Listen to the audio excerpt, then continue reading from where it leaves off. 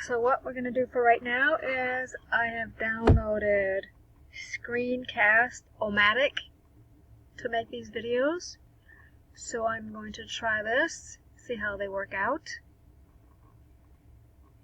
And maybe I'll try something else like Zoom in the future. We'll see. But for right now, let's get started with Screencast-O-Matic. So we're going to start information for Test 3. A3 is what we're going to start out with. Test 3 is the most difficult of the tests because the material is a lot more detailed than the other tests. And for those people who are taking more biology classes or going into nursing, the material for Test 3 is very important. If you're taking nursing, a lot of it will be on your nursing test. Or if you take other biology classes, this is the material that they're going to assume that you know. So if you have any questions, let me know. And I'll give you some other videos that you can watch as well that will help you. And maybe we'll see each other again in a few weeks. So let's get started. Material for Test 3. First we're going to look at energy transformations using photosynthesis and cellular respiration. And then we're going to go on to mitosis,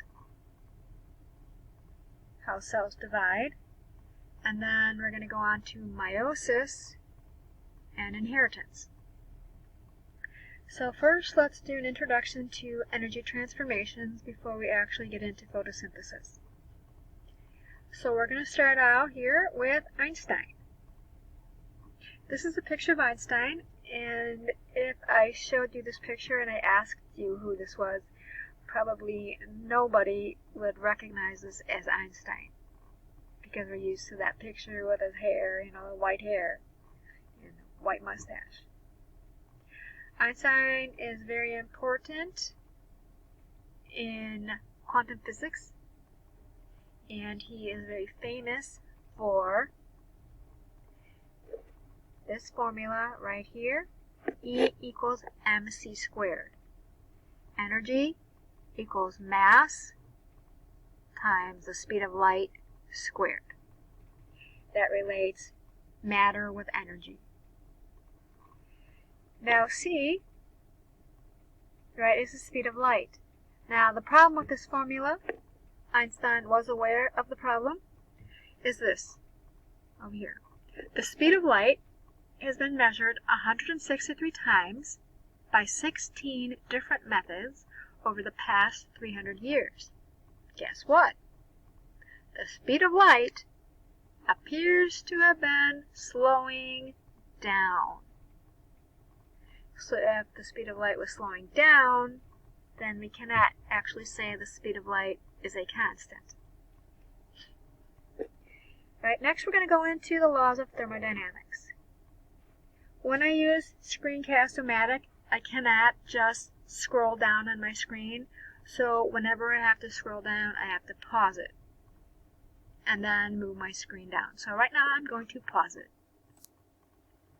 So we are going to revisit the two laws of thermodynamics that we studied for Test 1.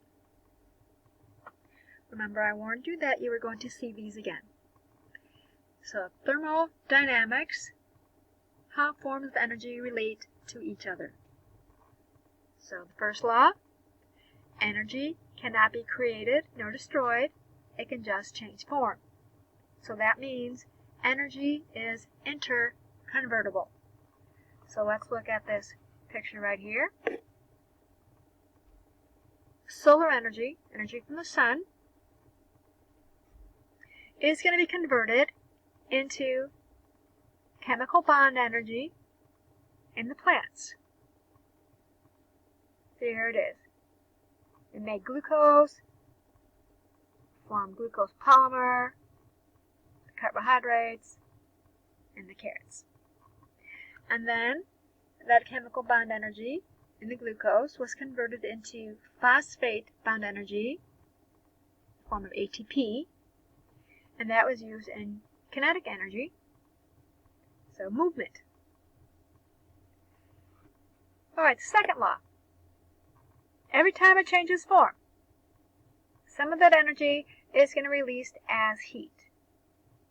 Another way we can look at it, everything goes from order to disorder.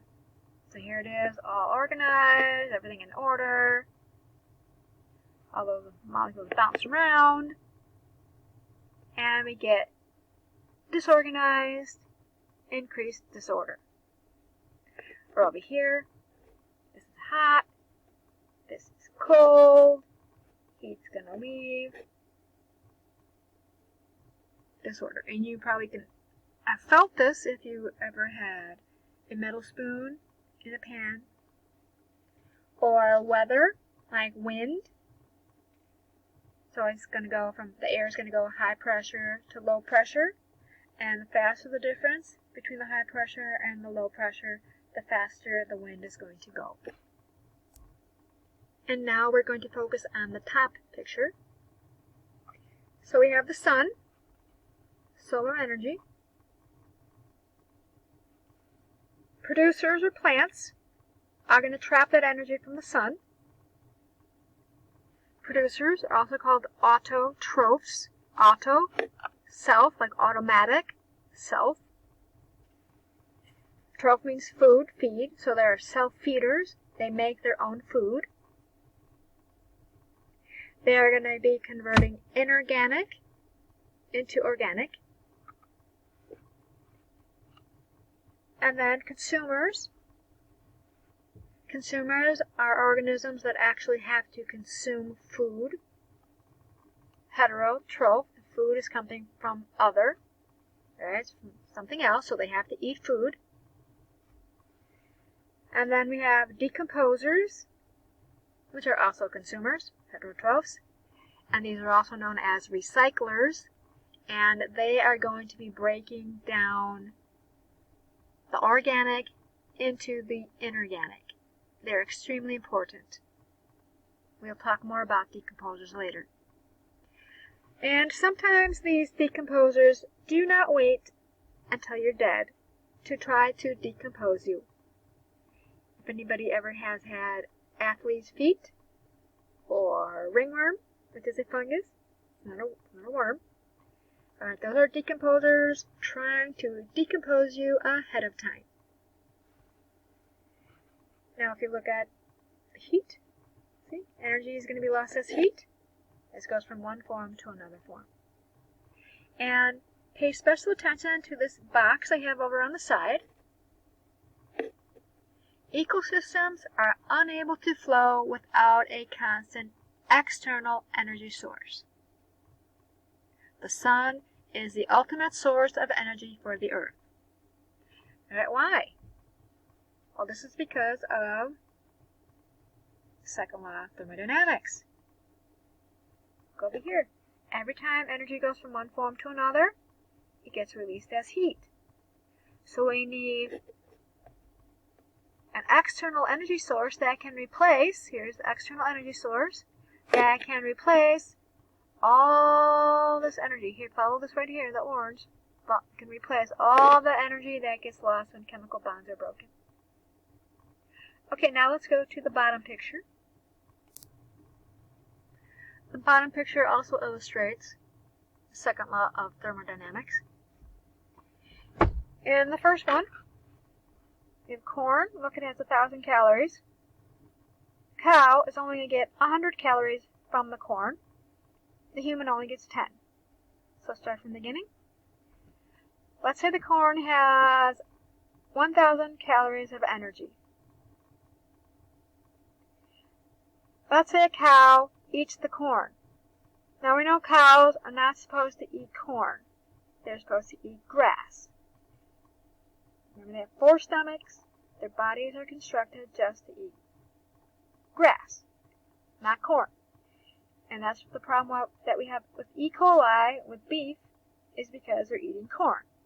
Well, anyway, 90% of the heat is going to get lost. Not necessarily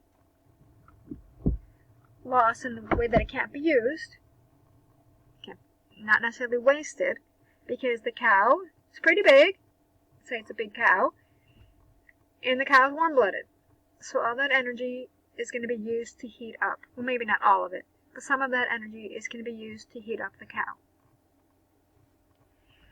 So, corn, 1,000 calories. Cow only gets 100 calories because of all the energy that got lost. Human eats the cow, and we're going to pretend like there's no effect of cooking or anything like that on the amount of energy lost, amount of energy passed on. So we only get 10 calories because of the other 90% that's lost. So here, if the human were just to directly eat the corn has 1,000 calories. When the human would eat that corn, 90% would be lost, and it'd have 100 calories versus only 10 calories if they had this intermediary cow eating the corn first. Here is another version to help explain the second law of thermodynamics. Let's focus on the bottom, which is how much energy is passed on. It's the sun. The plant, which is a producer and autotroph, receives 10%. 90% is released. The mouse eats that plant. Only gets 1%.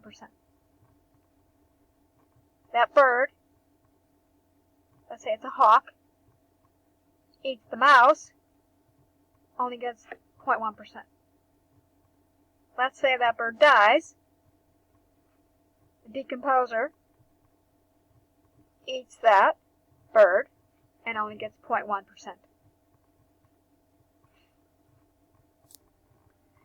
Another way to look at the second law of thermodynamics is that all processes of nature have a tendency toward decay and disintegration. So another name for the second law of thermodynamics is the law of chaos, or the law of entropy. And, first bullet, every system left to its own devices tends to move from order to disorder. The universe is proceeding in a downward, degenerating direction of decreasing organization. Material possessions deteriorate. Probably everybody knows that, right? Buy something, deteriorates. All living things eventually turn to dust. So, increasing entropy, increasing disorder, increasing chaos. So here's a nice little summary. Living things. So we know that the sun, right here, is the ultimate source of energy for the earth. But we can't use the energy directly, right? I mean, just go out in the sun for a while, you get sunburned. So we have to be able to actually use the energy. So we have energy conversion systems that are going to be converting the energy into forms that we can use. So they're going to convert the raw, first they're going to convert the raw uncontrolled energy, it's coming in from the sun, into a controlled form, glucose. So the energy from the sun is going to get stored in the chemical bonds of glucose. And then that glucose, the chemical bonds of glucose, are going to be made into phosphate bond energy in the form of ATP. So the directional program mechanisms that are going to be converting the energy into forms that we can use are photosynthesis,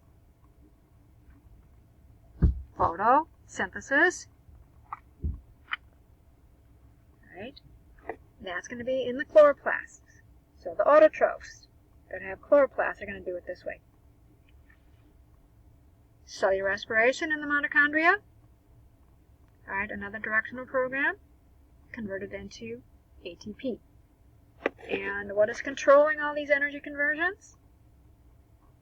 You probably guessed it. It is DNA. So DNA is controlling this process right here in a plant. Living things appear to go against the entropy principle. The seed, for example, develops into a tree. Seems to be more organized, right? Embryo grows into an adult. The growth process is actually not a contradiction of the second law. The growth process is really only an outworking of the encoded information, the DNA. It does not really constitute an increase in order, but only an outward expression of the pre-existing order in the genes, in the DNA. The blueprints for the growth and development of the adult organism are actually already present in the genes of the parent.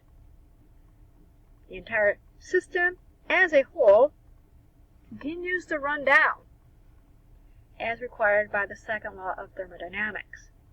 So we try to postpone this, exercise, eat well, etc. So in the flow of energy, as we mentioned earlier, we have two energy conversion systems. Chloroplasts, involved in photosynthesis, converting solar energy into chemical bond energy, and that is going to be in the form of glucose. Mitochondria then are going to take that glucose and through the process of cellular respiration convert that chemical bond energy into the ATP. Remember, ATP is the only molecule that can be used for energy. And both of these structures for energy conversions, the chloroplast and the mitochondria, they're so important, they actually have their own DNA. Here's another way of looking at it. Radiant, or solar energy, through photosynthesis, and we're going to go into detail on this formula here in the green. Carbon dioxide and water, these are inorganic. Right? The energy from the sun, which is trapped by the chlorophyll, pigment in the chloroplast. Alright, so that energy is going to be used to convert carbon dioxide and water into glucose, also giving off oxygen. Remember, heat's going to get released. So this glucose right here, that's the chemical bond energy. Remember, we can't use that. So the chemical bond energy right over here, that's the glucose. It's aerobic respiration using oxygen. Alright, we're going to convert it back into the inorganic. So over here, radiant solar energy through photosynthesis. Alright, makes chemical bond energy. Chemical bond energy through cellular respiration gets converted into phosphate bond energy in the form of ATP. And that's going to be used for many, many different types of things. Muscle contraction, mechanical energy, nerve impulses, electrical energy, active transport. Remember what active transport is? Anybody remember what active transport is? Remember, active means it needs ATP transport. So going against the concentration gradient. Anybody remember that from last test? Okay, here is a really good summary of what we're going to be studying in our energy conversions. This, as you probably can figure out, is a plant cell. Clues, central vacuole, green cell wall, these are the chloroplasts. And let's review what a chloroplast looks like. And see if I can get some green here. Alright, so here, that's a chloroplast. It's kind of hard to draw with the mouse here. So that's a chloroplast inside. Not very round. Anybody remember what these things are called? Oh my goodness, that looks like a, I don't know, looks like a monster or something. Alright, so these are the thylakoids. Right, so thylakoids, and out here is the stroma. Let me get a different color here, and see if I can write that for you. So out here, stroma. My desk is a little bumpy. I get a mouse pad to write on. Well, that's not too bad. Stroma. You should notice the R there. And let's look at a purple one here. Here.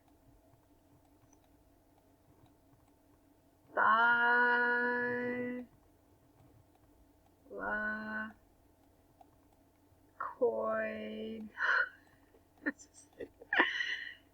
Yeah, there we go. Thylakoid.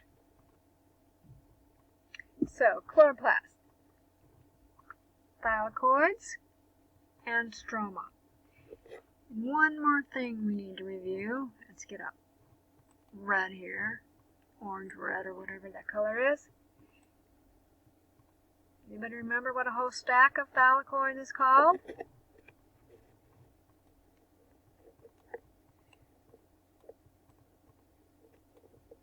Green, singular.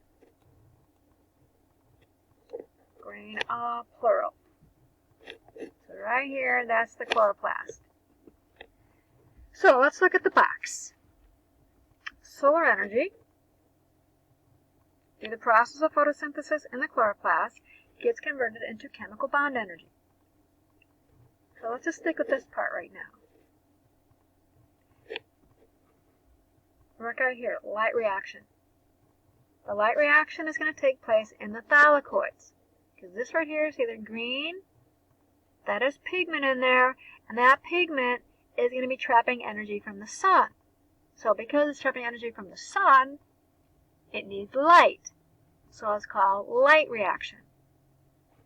There's two kinds, which we will look at. Cyclic light reaction, which only makes ATP, and non-cyclic, which makes ATP and something called NADPH, electron carrier.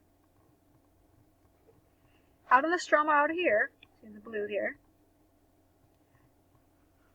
we're going to be using the ATP, using ATP and NADPH, and using the energy from the sun that was trapped in the thylakoid to convert solar energy into glucose. So dark reaction, using energy from the sun to convert carbon dioxide into glucose. Chemical bond energy. Okay, so let's look at the picture I have up here. So all that's going to take place in the chloroplast. If you don't understand everything that I'm talking about right now, that is totally fine.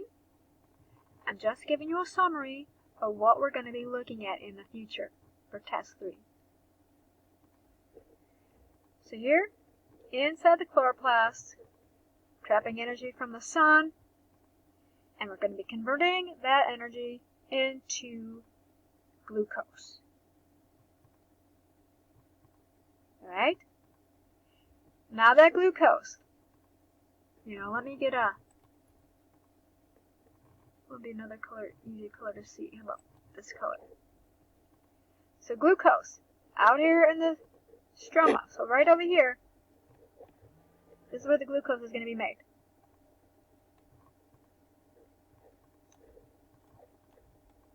So glucose is going to be made out here.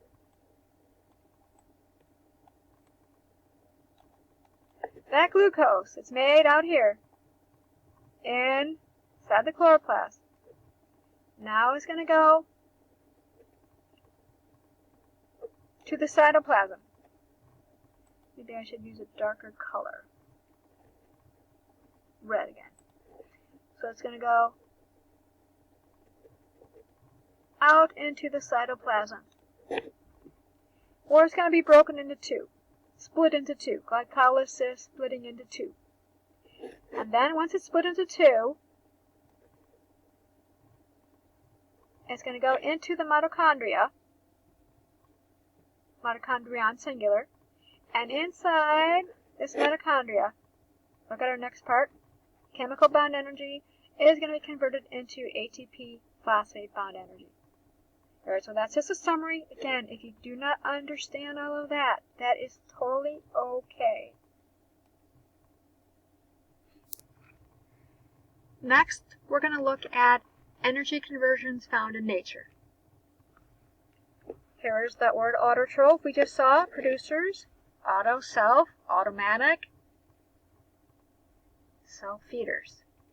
Producers, they produce their own food, they make their own food. And a really, very important thing that they do is that they convert inorganic to organic. Let's review the difference. Test 1, we learned that organic means it has carbon and hydrogen. So look at glucose, carbon and hydrogen. Versus inorganic, which do not have carbon and hydrogen. In fact, they may not have either carbon or hydrogen. The three important inorganic molecules that we're going to be using for test 3, carbon dioxide, water, and oxygen. So producers convert inorganic to organic. And then we have heterotrophs, which are the consumers. And they have a different name depending on what kind of food they are constructed to eat. Herbivore, probably guessed it, they're going to eat herbs, they're going to eat plants. If you became a vegetarian, you would not be an herbivore. An herbivore, their whole bodies are constructed to eat plants. Look at the examples. Rabbits, cows, giraffes, elephants. Let's look at a cow. Anybody seen a cow? Anybody looked at the teeth of a cow? The teeth of a cow are really flat. They're for chewing plants. And anybody know how many stomachs that cows have? 4. All their enzymes, etc., their teeth, are for eating plants. Carnivore. Chili con carne, chili with meat. So these are organisms, their whole bodies are constructed to eat meat. Look at our examples down here. Lions, cats, tigers, snakes, dogs. Alright, my dog is a carnivore. He doesn't know he's a carnivore. He likes to eat sweet potatoes. He loves bananas. But when I look at his teeth, he's got those sharp ones up front. Kind of like space in between the front and the back. Very difficult for him to eat lettuce or popcorn. But he is a carnivore, even if he eats those other things. Again, the teeth are a really good indicator. Omnivores. What do they eat? Omni, right? They're going to eat plants and animals. Right? Plants and meat. Here's some examples. Bears, pigs. We are omnivores. Look at our teeth. We got some sharp ones and we got flat ones. Crickets. Well, insects don't count. You don't look at their teeth because they don't have teeth. Pigs. We'll talk about pigs a little bit later. We'll look at pigs when we look more at parasites. But for right now, we're just going to give you the definition. Parasite, they live in or on another organism, and they're going to harm their host. Scavengers and detrivores, they both feed on dead things. But look at the scavengers first. They're actually, rather than going hunting something that's alive, they're going to feed on things that are already dead or decaying matter. Hyenas, vultures, crows. An organism can actually be a scavenger and a detrivore. Detrivore, feed on the parts or loose fragments of dead organisms, like crows, common roadkill, crabs, earthworms, centipedes, snails. Another type of a heterotroph are saprotrophs. These are organisms that have external digestion. They're going to absorb organic molecules in solution form. And let me give you a picture to explain this. And then we'll look over there.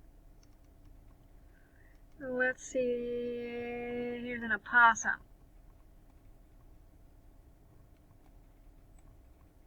No, it doesn't look like an opossum. It's just because it's dead. And it's been decaying for a while. That's why it looks so awful. Right, that's an opossum. That's pretty funny.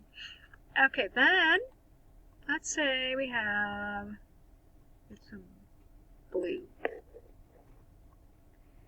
Let's say we have, alright, here's a mushroom. This part here that we eat, that's not the part that eats. That's not the feeding part. That's the reproductive part. It has these little fiber things that look over here. They're called hyphae. That's the feeding part. And this has chemical sensors in it, so it can tell when something is dead. So it can have chemical sensors, it can pick it up from miles away. It can actually grow to this dead opossum. It's going to grow over it, and then it's going to go, and it's going to spit up the same kind of enzymes that we have on our stomach to digest things. It's going to spit them out, so to speak. Doesn't have a mouth. It's going to exude those digestive enzymes over this roadkill. So this roadkill is going to get digested, and as it gets digested, it's going to go through these hyphae walls and feed it. So that's how it eats. So let's go over to this box over here. Saprotrophs, very, very, very important in recycling. They feed by secreting digestive enzymes into dead organic matter, in this case the opossum. These enzymes break down organic matter and release nutrients. Saprotrophs absorb the substances that they need from the digested organic matter. Without saprotrophs or other decomposers, nutrients would remain locked up permanently in dead organic matter. Nutrients would soon become deficient. So saprose, being over here in this left box, refers to rotten, trophic to food. Saprotrophic nutrition is a process in which organisms feed on dead and decaying matter. And if you look over here, there's the mushroom, that's the reproductive part. Here's the hyphae, the feeding part. A whole bunch of it is called the mycelium. Here's some examples of other types besides mushrooms. I had a whole bunch of these growing on my tree. A few years ago, if you remember that big, big windstorm, knocked down a really, really beautiful tree. We had part of it left. This bracket mushroom fungus. We're eating the tree. It kept getting bigger and bigger and bigger. I just knocked those off. Didn't have anything, so I had to use a brick to knock them off. And you have all these See right there? They might grow on rocks, but if you dig a hole in the ground, you might see some of these fuzzy stuff. If you go to a forest and there's a particular smell, it smells like forest. That forest smell actually comes from the fungus that is growing in the forest. And then we have our decomposers, which we have mentioned. And actually both the detritivores and the saprotrophs are types of decomposers. And they break down organic into inorganic. So the autotrophs convert inorganic to organic. Decomposers, dead organic into inorganic. And here are some different kinds of examples. Worms, mushrooms, insects, bacteria, fungus, right, mushrooms. Remember from our talk about antibiotics, they first figured them out because the bacteria and the fungus are always trying to kill each other. Why? Because they're both decomposers and they have the same food source. So over here, detritivores have a mouth, saprotrophs do not. I sure hate to eat a mushroom that had a mouth. Alright, this next part is about some different types of parasites. For the most part, it's just for interest. I'll let you know what you need to know for your test. Platyhelminthes, flatworms. And humans can be infected, mostly through unsanitary habits. And we're going to be looking at some tapeworms. Tapeworms are parasites of the vertebrate digestive tract. So they don't have a stomach of their own. They actually cannot even eat. Right, so they have to go into the digestive tract, and that vertebrate, organism with a backbone, will digest the food. And after they digest the food, these tapeworms will absorb all the nutrients from the food that was digested. So the person who actually has a tapeworm could actually starve.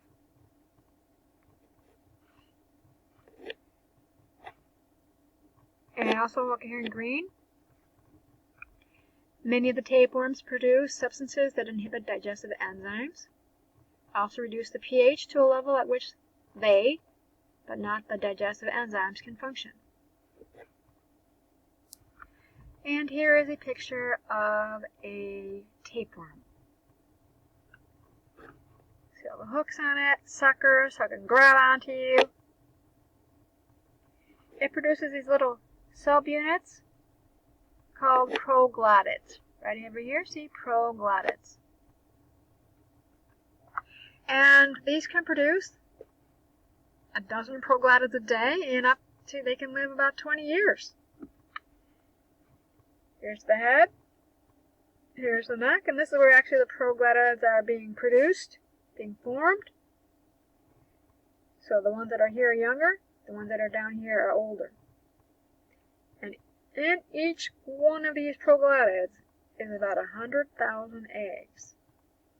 And if you're trying to pull one out, and one little piece breaks off, that can produce a lot more tapeworms. So these are really disgusting, in my opinion. And quite a number of years ago, there was a student. She's about 400 pounds, maybe around 4 feet 10 inches. And she came to me, and she wanted me to get her a tapeworm egg as a diet pill, because they actually used to sell these as diet pills. I had asked her if she actually had ever seen a tapeworm. She said no. I asked her if she wanted to see one. She said no. Well, I said no, I would not get her one. I don't know if I could have gotten one, but I said no.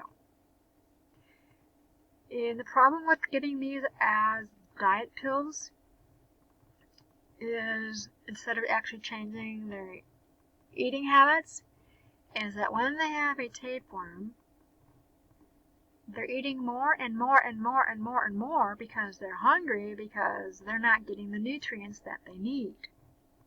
So if they were finally to get rid of that tapeworm,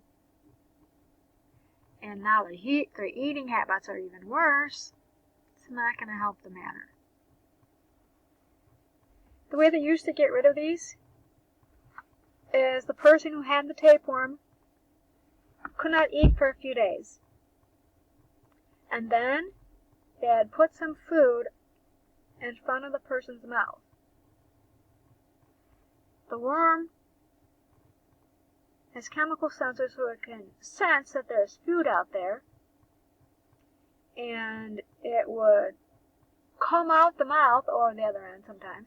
It would come out the mouth, and then you'd have to grab it and pull it. I think the record is like 60 feet long in a person. So they'd have to pull it out. And if one little piece broke off, the whole thing would start all over again. And then they started using certain types of drugs, but that actually it did kill the worm, but it was very destructive for the gut of the person. And I'm sure now what they do is they just go in with surgery and just take the whole thing out. And here is a picture of a tapeworm. I had to make it small so you could see the whole thing. And you can actually find this in beef as well. So here is Charlie. Charlie is a farmer, and he had a lot of fiber the day before. So he's just really gotta go. So he goes into the field. So poor Charlie. He was desperate. And he didn't know this, but he actually had some pork tapeworm eggs that released in the feces. And each egg had a little larvae like that. Actually had 6 little prong things. Little hooks. Now the pig. Here's a cute little pig. Now pigs are omnivores. They'll eat anything, everything. Absolutely disgusting. Not like cows who only eat plants. They'll eat feces.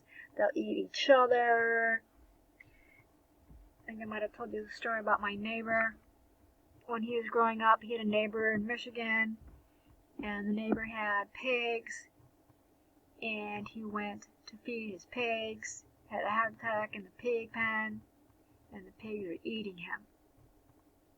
That's horrible. The pigs were eating him.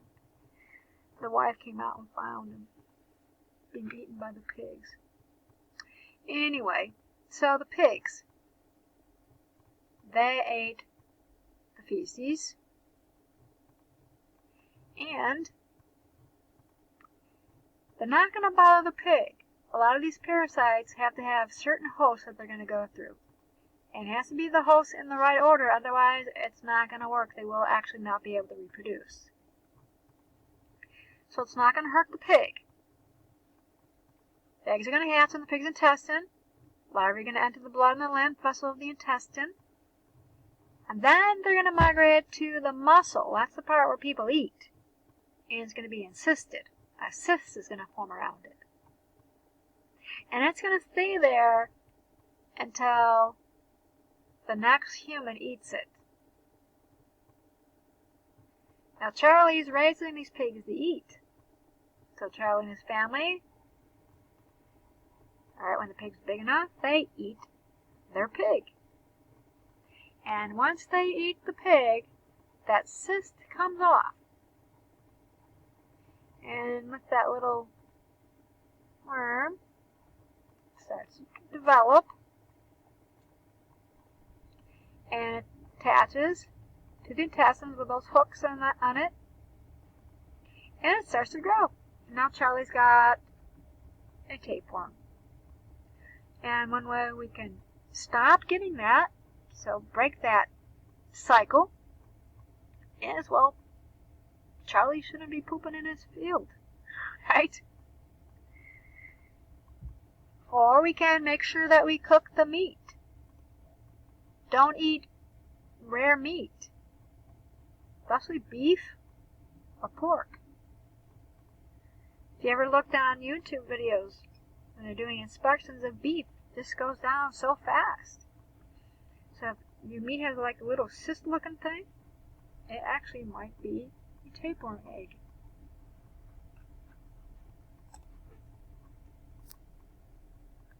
Another type of human parasite is called hookworms. Look at this picture down here.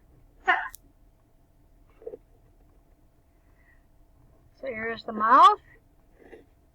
All those hooks around it. Used for attachment, removing food from the host. There it is. This part right here, that will be in the ground. Just sticking up a little bit. See, there's that part right here. And they can be pretty nasty. The body can swell up, look like you're starving. Adults are found in the small intestine. They're attached to the small intestine wall, feed on the blood and the lymph.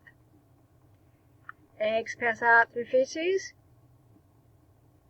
feed on excrement, other available organic material until they can infest the host. The worms are going to live in the soil. Right there, I showed you. There's their head sticking up. If you are barefoot, bare skin on the ground, it will burrow through the sole of your foot and enter a blood or lymph vessel. And they're going to follow the same migratory passage as Ascaris. And that migratory passage is here in red.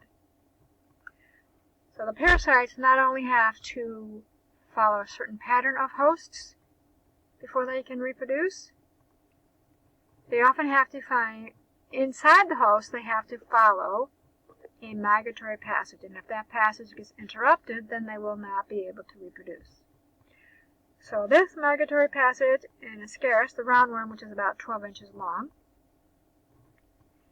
first it's in the blood, and then it has to go to the lungs, then to the trachea, and then the small intestine. And sometimes when it's making the turn from the lung to the trachea to the small intestine, it actually, especially right here in the lung to the trachea, it actually comes out your nose. And when I was in grad school, I had a teacher who really liked parasitology. And the way he got into parasitology is, well, it started out when he was in grade school, maybe 4th grade, 5th grade, something like that. And there was a girl in his class that had Ascaris. She didn't know she had it. And one time in class, I guess the worm was making this migratory passage onto a trachea, and it came out her nose. Can you imagine? Little girl, this like 10, 12-inch worm comes out your nose. And she was screaming and screaming and screaming.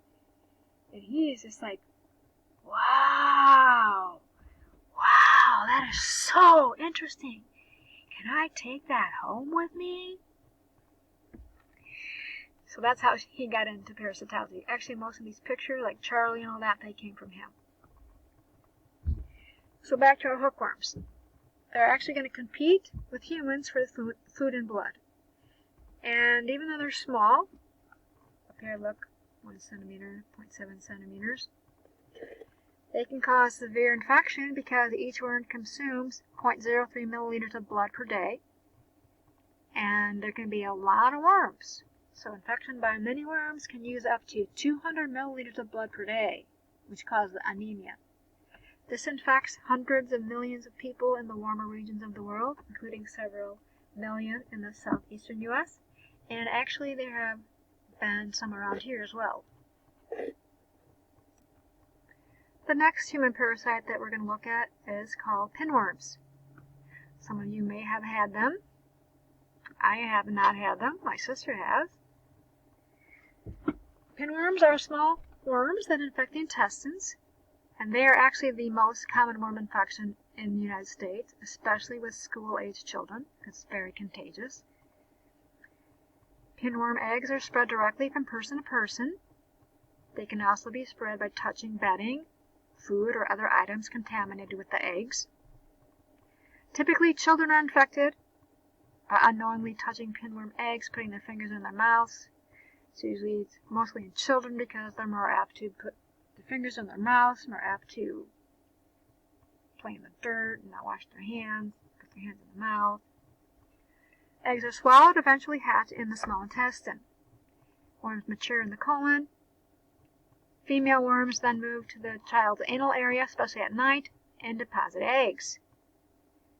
And they can cause intense itching.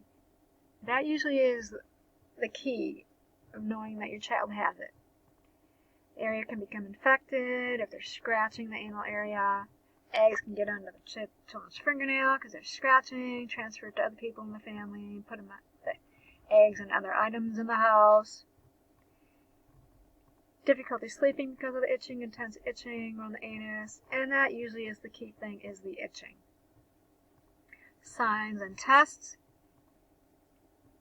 Again, pinworms can be spotted in the anal area, especially at night, when the worms lay their eggs there.